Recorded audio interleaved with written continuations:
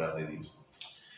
Antes de comenzar con el casi penúltimo tema de esta serie de religiosidad, el deseo de ser como Dios, basada en la carta a los Gálatas, quiero tocar este tema en donde parece que Pablo se reitera justo al final, cuando va a terminar con las últimas palabras, y va a recalcar ciertos puntos que son importantes. Es como si volviéramos a escarbar acerca de todo lo que ha dicho. Y en Gálatas capítulo 6, versículos 11 al 16, encontramos este tema que se llama, o lo nombré, judaísmo contra cristianismo. Así simplemente, una comparación de uno y otro lado para que seamos claros de qué es lo que el apóstol Pablo está insistiendo. Pero antes déjeme comenzar con esta historia. Se cuenta que en una discusión de un peluquero contra un predicador, ahí le estaba cortando el cabello, el peluquero, muy desanimado, le decía o le reclamaba al predicador: su fe no sirve de nada. Mire cómo está el mundo. Hay tanta maldad que es sinceramente lo que usted predica no sirve de nada. Se dice que el predicador con calma lo escuchó hasta que alcanzó a ver fuera del establecimiento a uno de estos pordioseros con el cabello largo, desaliñado, y entonces le dijo al peluquero: pues tampoco su trabajo sirve de nada, porque allá afuera, mire, hay personas todavía que no se cortan el cabello. El peluquero, no sabiendo la trampa que le estaba poniendo el predicador, le dijo con cierta inocencia: pues no puedo obligar a la gente a cortarse el cabello, tienen que venir hasta aquí. Y el predicador simplemente finalizó: lo mismo sucede con la fe, no sirve de nada si no se aplica. No se puede obligar a la gente. Cuando nosotros miramos este cuadro que el apóstol Pablo nos está presentando con respecto a la fe y la religiosidad, tenemos que decir que todo lo que hemos enseñado, este es el tema 28, durante 28 domingos, no sirve de nada si no se aplica. No sirve de nada si no llegamos a una conciencia de qué es lo que Dios quiere al respecto. Ahora, con esto vamos a entrar rápidamente al versículo 11, en donde el apóstol Pablo justamente dice, comenzando ya los últimos consejos, ya de salida podríamos decir, del gran tema de los Gálatas, que dice: fíjense que uso letras grandes para escribirles de mi propio puño y letra estas últimas palabras. Ya habíamos dicho que cuando el apóstol cierra con estas palabras autógrafas, es muy posible que se esté refiriendo al gran problema que tenía de la vista. Él no escribía sus cartas, él utilizaba un amanuense o un escriba, estaba dictando todo aquello que quería plasmar, y entonces llega un momento en que pide aparentemente el escrito y escribe con esas letras grandes porque no alcanza a ver correctamente. Sin embargo, hay otra posibilidad. Hay la posibilidad de que en ese momento él esté presentando su molestia contra los de Galacia por su alta traición al evangelio. Es decir, les está llamando la atención con estas últimas frases la realidad de que han fracasado cuando han rechazado el evangelio y se han apercibido con la religiosidad, que es lo que tanto odia a Dios y odia el apóstol Pablo. Así que lo que estamos viendo más bien parece ser, según el contexto, que este asunto de judaizar es lo que el apóstol Pablo lo tiene atorado, lo tiene de malas, lo tiene decepcionado, lo tiene frustrado, porque había lastimado, podríamos decir, mortalmente a la iglesia. Ahora, en esto entonces nos detenemos un poco, porque dicen los escritores que este momento, cuando desde el versículo 11 hasta el final, ellos lo llaman la carta dentro de la carta.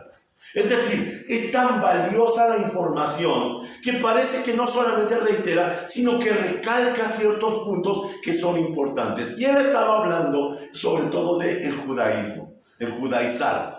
Y aquí nos hacemos una pregunta: ¿es el judaísmo ortodoxo? Es decir, ¿sí tiene las bases bíblicas necesarias para que lo consideráramos como algo legítimo? Mire lo que dice los versículos 12 y 13. Los que tratan de obligarlos a circuncidarse lo hacen para quedar bien con otros. No quieren ser perseguidos por enseñar que solo la cruz de Cristo salva. Ni siquiera los que luchan a favor de la circuncisión cumplen toda la ley. Solo quieren que ustedes se circunciden para poder jactarse de ello y decir a todos que ustedes son sus discípulos. Vuelve a tomar el mismo tema y dice, ellos son los malos. Así lo dice. Ellos están equivocados, ellos no son los correctos, ellos son los culpables de que la iglesia esté padeciendo. Ahora, aquí lo malo es que no nos damos cuenta que en muchas ocasiones en nuestra propia vida cristiana estamos justificando prácticas religiosas sin que necesariamente sean cristianas. Creemos que es cristiano lo que no es cristiano, no es de Cristo. Y eso es lo que está reclamando el apóstol Pablo. Cuando el apóstol Pablo está hablando del judaísmo, tenemos que recordar el gran enemigo de la iglesia de ese entonces, que parece que es el enemigo de hoy.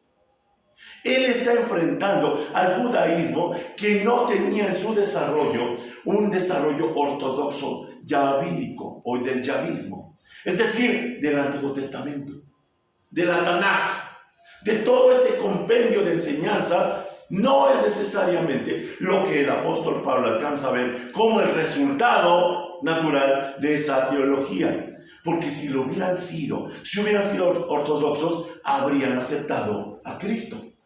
Pero en realidad lo rechazaron. Incluso lo llevaron a la cruz. Y es que cuando hablamos del judaísmo, estamos hablando también del fariseísmo.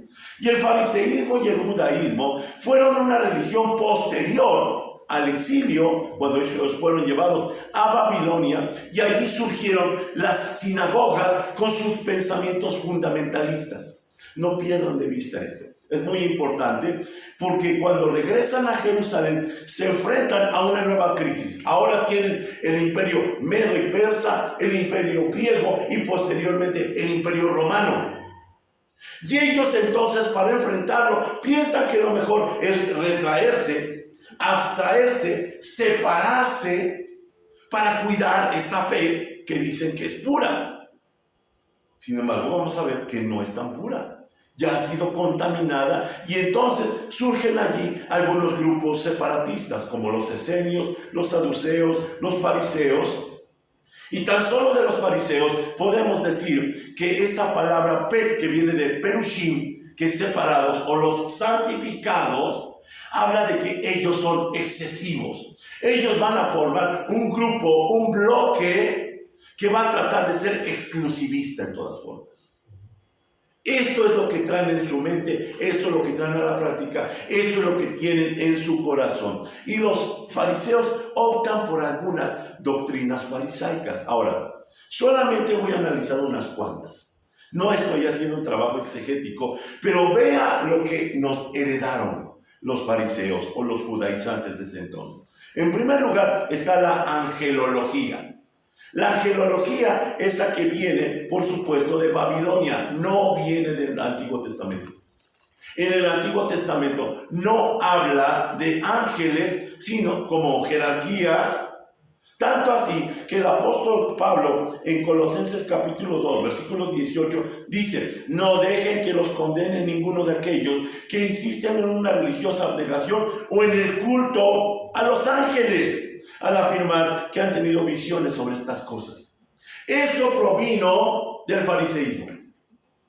Sin embargo, en los seminarios se enseña de la angelología. ¿Qué más en las iglesias? Y hablan de los estratos, de los querubines, los serafines. La palabra de Dios no habla de eso. No le dedica ningún tiempo, ni a los ángeles buenos, ni a los ángeles malos. Pero hablamos acerca de angelología. Otra doctrina, la inmortalidad del alma. Esto le puede sorprender.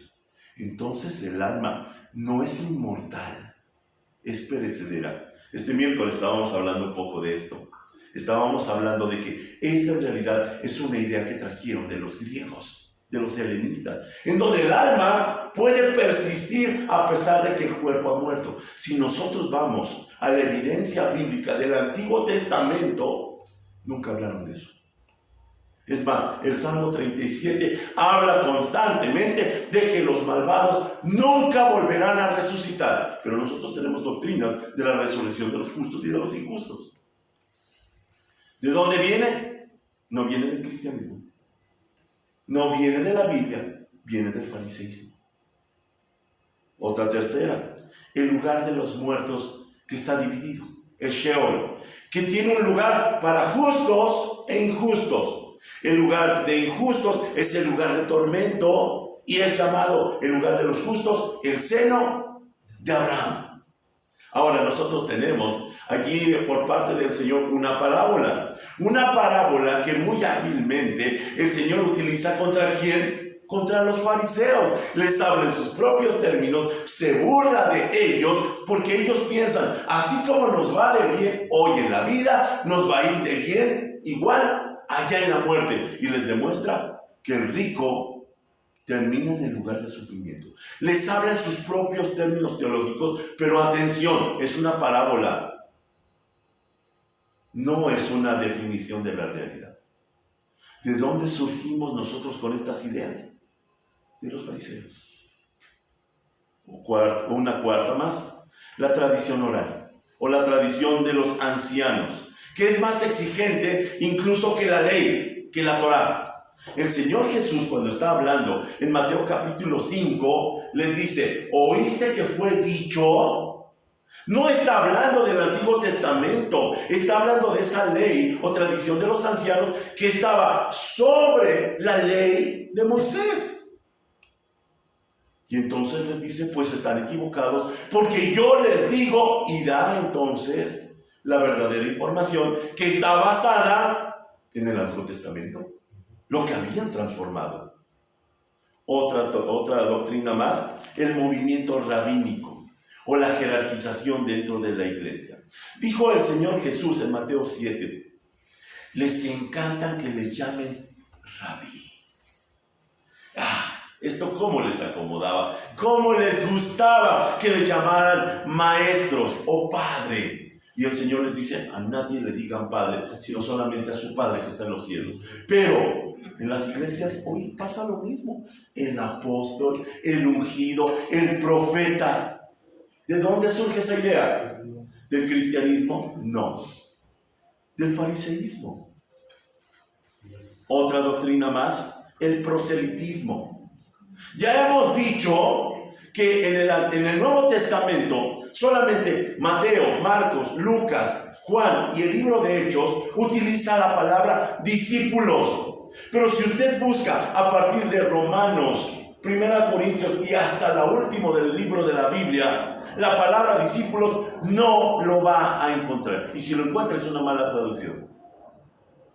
No existe la palabra matetes en el Nuevo Testamento como una instrucción de lo que debemos de hacer los cristianos, de estar trayendo gente para ser los discípulos nuestros. No es cierto. ¿De dónde surgió eso? De los fariseos. El Señor Jesús les dijo en Mateo 23:15, cruzan mar y tierra para ganar un solo seguidor y lo hacen peor que ustedes, merecedor del infierno. Pero en las iglesias tenemos el ministerio de discipulado y buscamos traer gente para que nos sigan a nosotros. Presentémosle solamente a Cristo. Si vienen o no vienen a la iglesia, eso no es nuestro asunto. Ellos necesitan ver a Cristo. Doctrina farisaica. Otra doctrina farisaica es el ultraceremonialismo.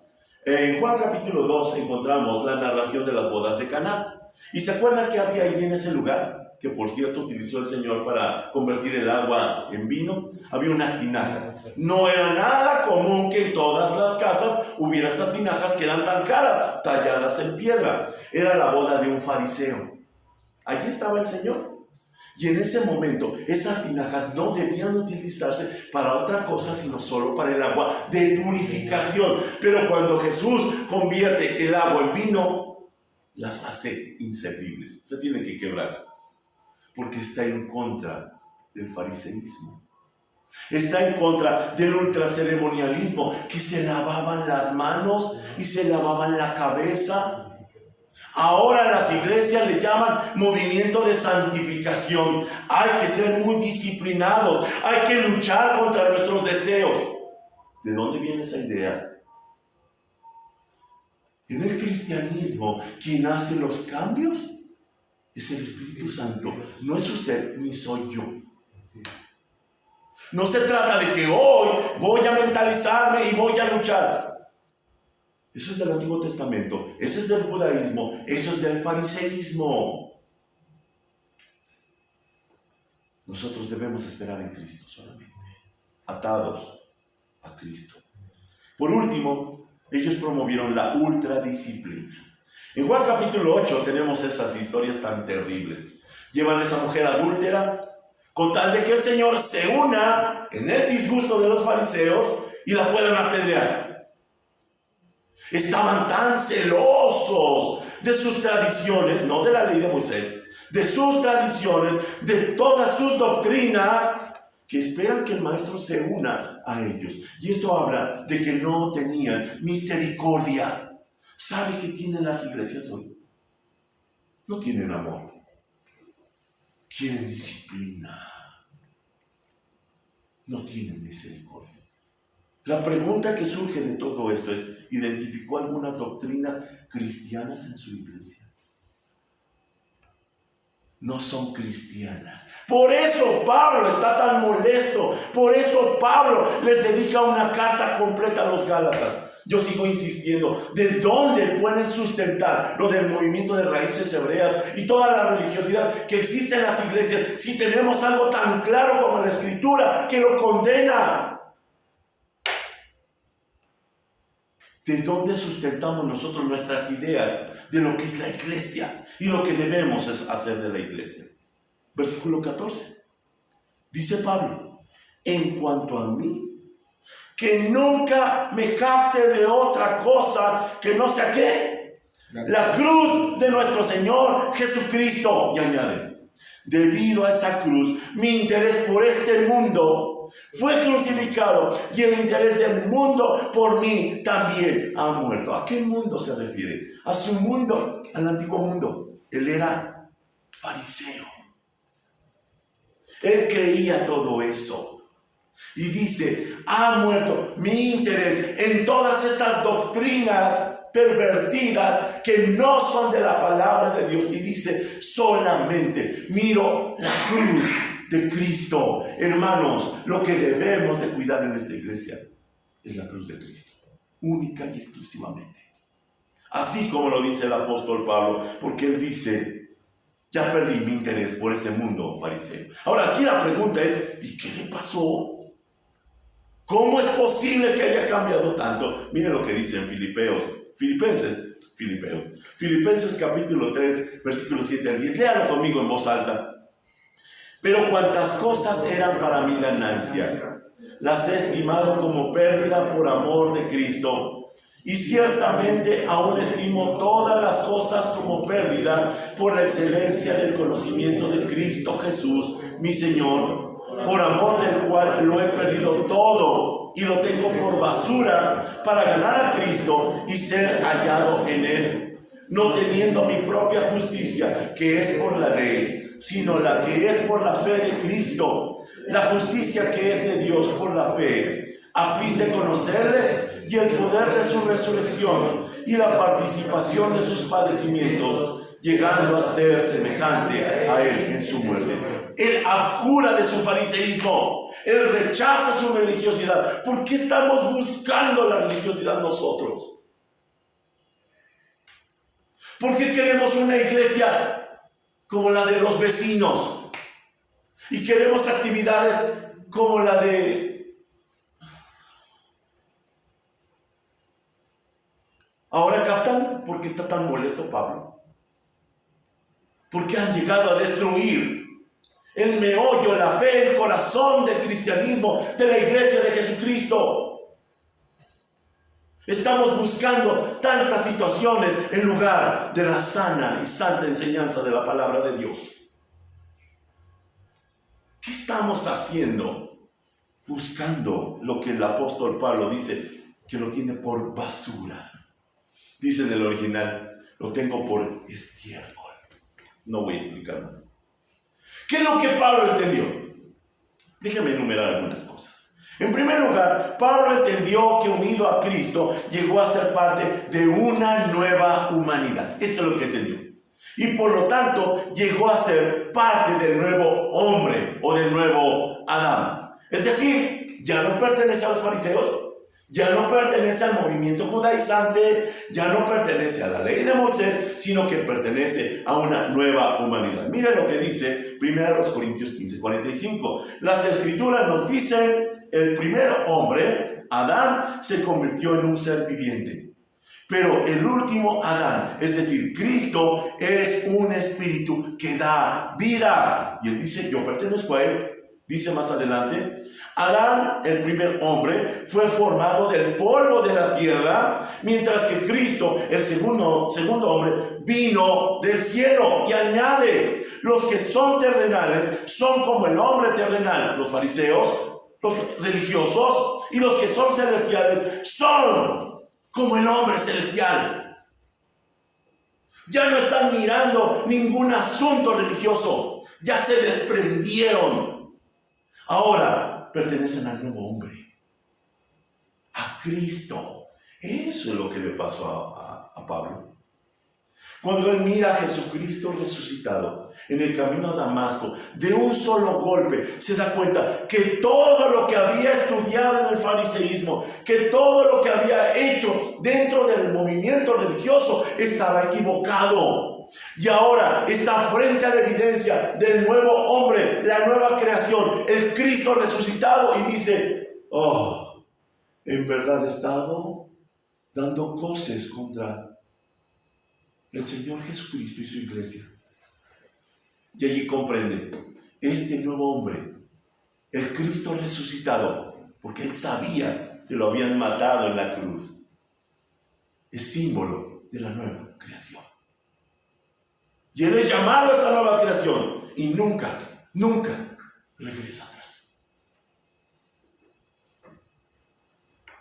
Comprendió que había sido despojado del antiguo hombre, del antiguo Adán.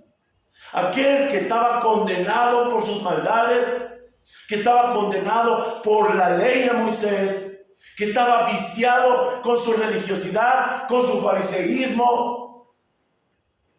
Dice el apóstol, he sido liberado de la ley del pecado, porque entendió algo. Nací de nuevo, fui engendrado junto con el Mesías. Y ahora hay otro ADN, otra humanidad, hay un nuevo hombre en mí. Todo lo viejo ha pasado.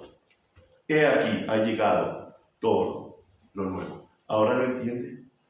Pablo está mirando otra dimensión. Ahora, cuando nosotros estamos tratando de encontrar al Pablo farisaico, Pablo de raíces hebreas, ahora que está de moda esta religiosidad, Pablo no tenía una mente hebrea, es más que obvio. Porque él ya no tiene una mente terrenal. Él ya no está tratando de explicar las doctrinas a partir de lo que había sido entrenado y enseñado por su maestro Gamaliel, un gran fariseo. Ahora, él tenía la mente de Cristo. Y cuando escribe con la mentalidad del nuevo hombre. Mire lo que dice en 1 Corintios 2:16. Pues, ¿quién puede conocer los pensamientos del Señor? ¿Quién sabe lo suficiente para enseñarle a él? Y él mismo responde, pero nosotros entendemos estas cosas porque tenemos, ¿qué? La mente de Cristo. Así escribe el apóstol Pablo. Él no habla de sus raíces hebreas. Él habla de que tiene la mente de Cristo. Podríamos decir que el gran rabino Shaul, así como se llamaba en la antigüedad, escribió sus cartas como alguien que había muerto y resucitado de nuevo, que volvió a nacer porque se le habían despojado las escamas de los ojos. En el libro de Hechos encontramos que cuando Ananías es enviado al Saúl, que está enceguecido por la luz de la revelación de Jesucristo, dice que le pone las manos. ¿Y se acuerda? que caen como escamas de sus ojos. Es una analogía. Ha abierto los ojos y ahora vio a Cristo y nunca volvió a ver nada más. Se despojó del viejo hombre.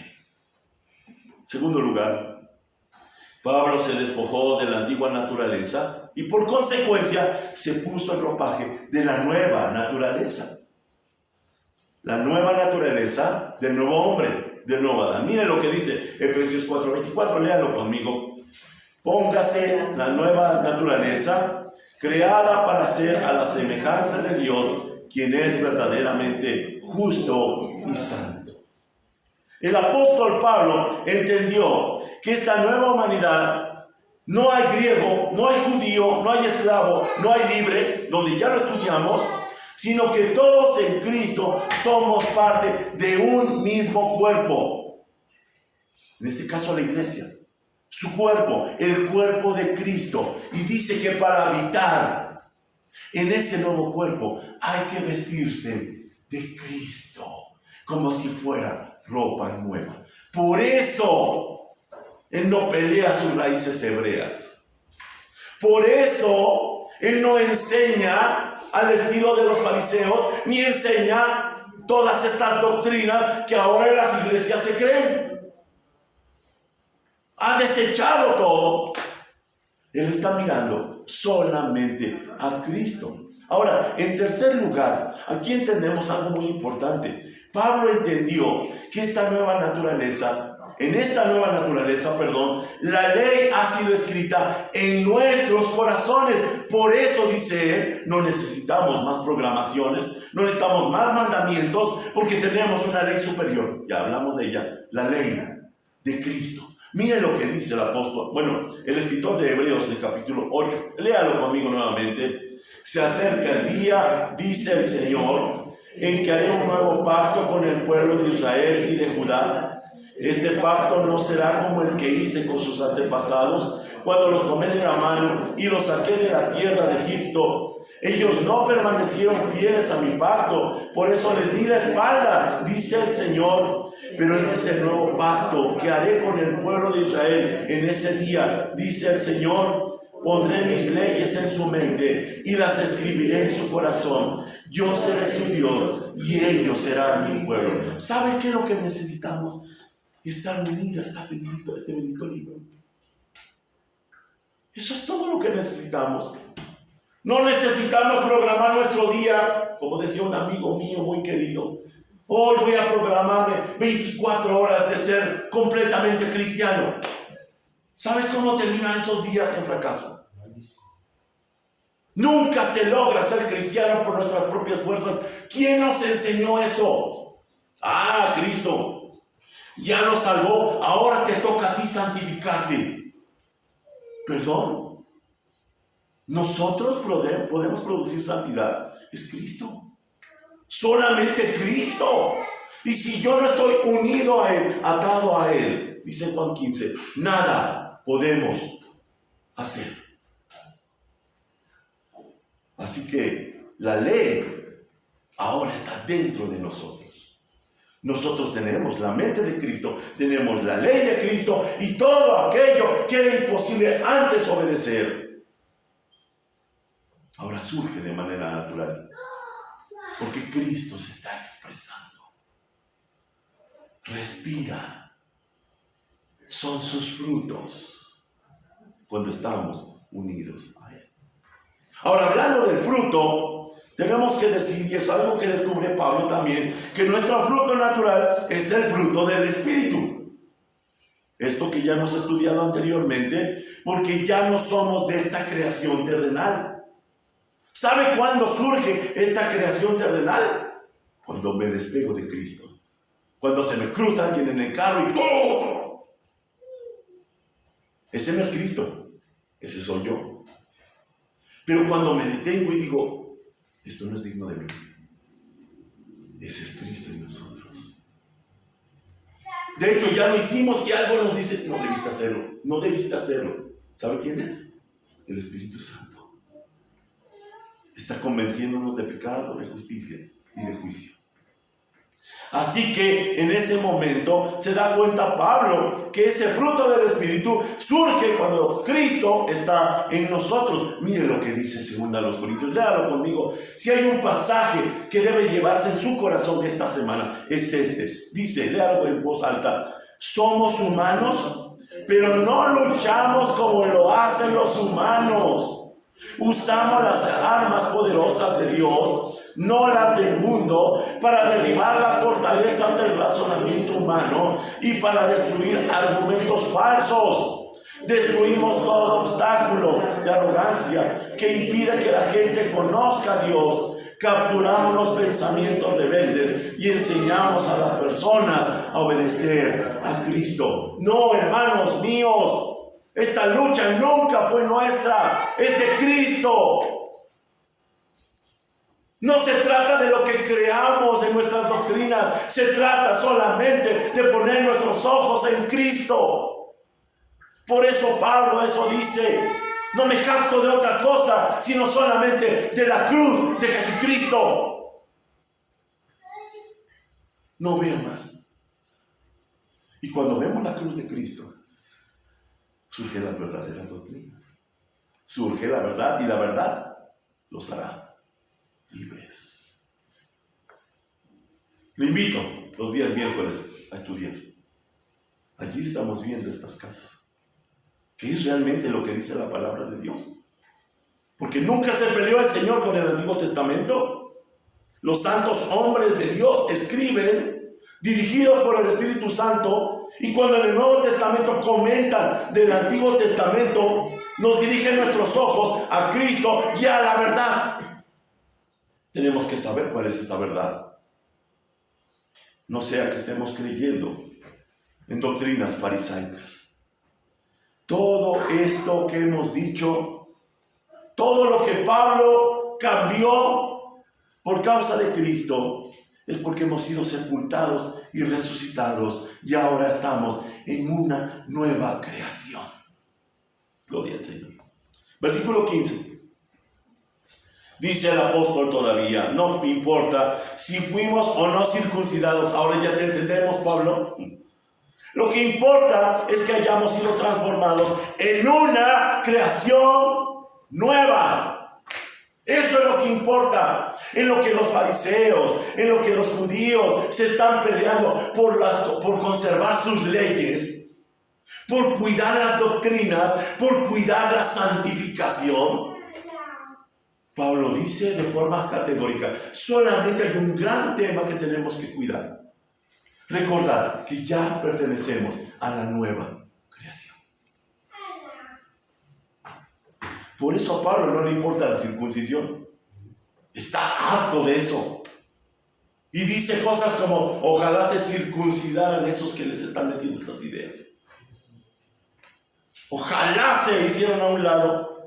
Porque a él solamente le interesa ser parte de esa nueva creación conforme al nuevo hombre, al nuevo Adán, donde la ley del pecado ya no tiene dominio sobre esa persona, porque esa persona, ese viejo hombre, ya murió, ya no está vivo. Con Cristo he sido juntamente crucificado, y ya no vivo yo, sino que vive Cristo en mí. Mire lo que dice en Romanos 7, léalo también conmigo en voz muy alta. Por lo tanto, mis amados hermanos, la cuestión es la siguiente: ustedes murieron al poder de la ley cuando murieron con Cristo y ahora están unidos a aquel que fue levantado de los muertos.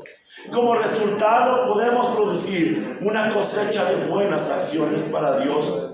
Cuando vivíamos controlados por nuestra vieja naturaleza, los deseos pecaminosos actuaban dentro de nosotros y la ley despertaba esos malos deseos que producían una cosecha de acciones pecaminosas, las cuales nos llevaban a la muerte. Pero ahora fuimos liberados de la ley, porque morimos a ella y ya no estamos presos de su poder. Ahora podemos servir a Dios, no según el antiguo modo que consistía en obedecer la letra de la ley, sino mediante uno nuevo, el de vivir en el Espíritu. las leyes que fueron escritas en tablas de piedra habían sido añadidas para controlar al hombre. Habían sido puestas por causa del pecado. Así lo dice Gálatas 3:19. ¿Para qué se entregó la ley? Fue añadida a la promesa para mostrarle a la gente sus pecados, pero la intención era que durara solo hasta la llegada del Hijo prometido. Para controlarlo, para sujetarlo, para que tuviera algo de temor. Y sin embargo vemos que el pueblo no pudo ser controlado.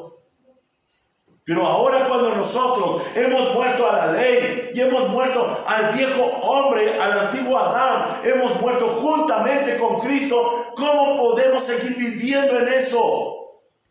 Luchando entre lo bueno y lo malo, luchando con los mandamientos más básicos, cuando he sido llamado a vivir en las alturas del nuevo hombre, el Adán nuevo, del Cristo. ¿Qué voy a estar luchando contra tomar, no tomar, mentir, no mentir? Esa es una pérdida de tiempo. Yo no estoy buscando entre lo bueno y lo malo, estoy buscando entre lo excelente, porque esa es mi vocación. Estoy con los ojos puestos en Cristo. Así, de esta manera, entonces esa ley ya fue cumplida. Y es que la ley había sido dispuesta para castigar al transgresor.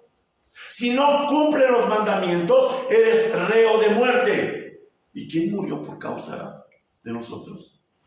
Cristo. Y no solo Cristo, sino nosotros juntamente con Él. Así que las leyes ya no aplican para nosotros. Ahora tenemos la ley de Cristo. Conozcamos la ley de Cristo, conozcamos de su Santo Espíritu. Urge llenarnos de verdadero conocimiento, porque si no, voy a estar batallando con doctrinas que no tienen que ver con nosotros. Sin duda alguna, ahora las cosas han cambiado para el que espera en Cristo. Y cierra el apóstol Pablo con el versículo 16. Ya dentro de 8 días estudiaremos los versículos 17 y 18, pero dice el apóstol Pablo: que la paz y la misericordia de Dios sean con todos los que viven según ese principio. Ellos son el nuevo pueblo de Dios. Adiós, fariseos. Adiós, judaizantes. Adiós, judíos ortodoxos. Adiós, religiosos. El nuevo pueblo de Dios, el único pueblo de Dios, se llama la Iglesia de Cristo. Ellos son el pueblo, el nuevo pueblo de Dios. Y dice, esta es una determinación, que la paz y la misericordia de Dios sea con los que viven en Cristo. Es decir, si quieres paz y misericordia, tienes que estar en Cristo. Porque si no estás en Cristo, en lugar de paz y misericordia, tienes juicio y condena. Si insistes en echarle ganas a tu fe, en echarle ganas por tus obras, en esforzarte, en ser mejor cada día, estás condenado. No tienes paz y misericordia. No perteneces al nuevo pueblo de Cristo. Para que Cristo sea glorificado, Él debe de hacer todas las cosas, desde que abrimos los ojos hasta que los cerramos, palabra por palabra, paso por paso, Cristo haciendo las cosas. ¿Y cómo se hace eso? Tenemos que saberlo. Tenemos que estar pegados a la vida. Tenemos que estar unidos a Él, porque si no, no viviremos en paz y misericordia. Ya hemos dicho que una persona solo está bajo la ley mientras esa persona esté viva. Hay personas, hay cristianos que se quieren pasar de vivos. Yo sí puedo con esto. ¿Sí? Estás bajo condena. Los religiosos que se sienten tan orgullosos están bajo condena porque están vivos. Dice el apóstol Pablo en Romanos 7:1, ahora bien, amados hermanos, ustedes conocen la ley, o ustedes que conocen la ley, no saben que la ley se aplica solo mientras una persona está viva. Por eso el cristiano dice, yo estoy muerto con Cristo. A mí no me hables de leyes. A mí no me hables de requisitos ni de esfuerzos humanos. Yo estoy muerto en Cristo y allí voy a continuar. No tengo participación en ninguna religiosidad, en ninguna denominación, en ningún movimiento cristiano. Ahora los cristianos andan buscando congresos, andan buscando noches de alabanza, andan buscando cantantes que vengan para que levanten las manos y sientan que el Espíritu de Dios se mueve. Fabricación religiosa. No es comida ni bebida el reino de Dios. Es una vida entendida en el Espíritu. Allí debemos fincar nuestras vidas. Pablo y todos los que murieron están en Cristo. Ya no pertenecen a la antigüedad, a su fariseísmo, a su religiosidad. Perdón que insista, tenemos que ser muy claros. Y así Pablo parece que se despide. ¿Se acuerdan que había dicho acerca de los que habían llegado con nuevas doctrinas? Los había maldecido. Bueno, así como maldice, ahora bendice a los que esperan en Cristo Jesús. Y si usted y yo esperamos en Cristo Jesús, bienaventurados somos. Somos benditos. Puede estarse cayendo el mundo a nuestro alrededor, pero yo estoy en paz, porque Cristo es mi paz. Concluyo con una simple pregunta, crítica. ¿Eres religioso o estás en Cristo?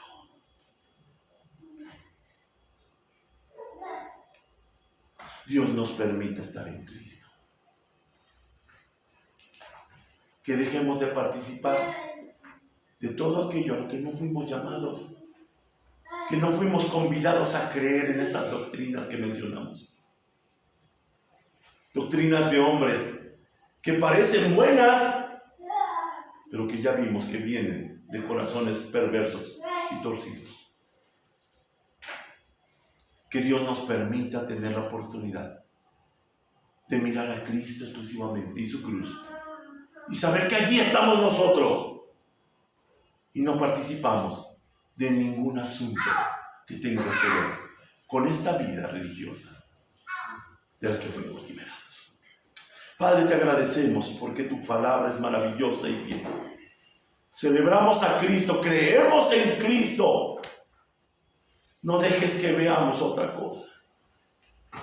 Si hemos insistido, Señor, en nuestras propias fuerzas, en nuestras propias creencias, en nuestros propios parámetros, déjanos desecharlos y tenerlos por basura, así como Pablo lo hizo, porque vio como ganancia el pertenecer a Cristo Jesús.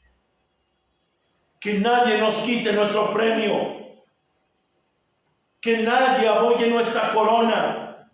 Tú, Cristo, eres nuestro bien máximo. Déjanos poner nuestros ojos en ti. Déjanos descansar en ti. Déjanos creer en ti todos los días, comprendiendo cada instante lo que somos ahora en el Espíritu. Gracias por esta palabra tuya. Gracias por el apóstol Pablo. Gracias por el llamado a salir de todo aquello en lo que hemos vivido, para ahora, Señor, ir hacia el crucificado y vivir juntamente con Él. Bendecimos tu nombre, Señor. Te agradecemos por esta palabra tuya. En el nombre precioso de Jesús. Amén. Y amén.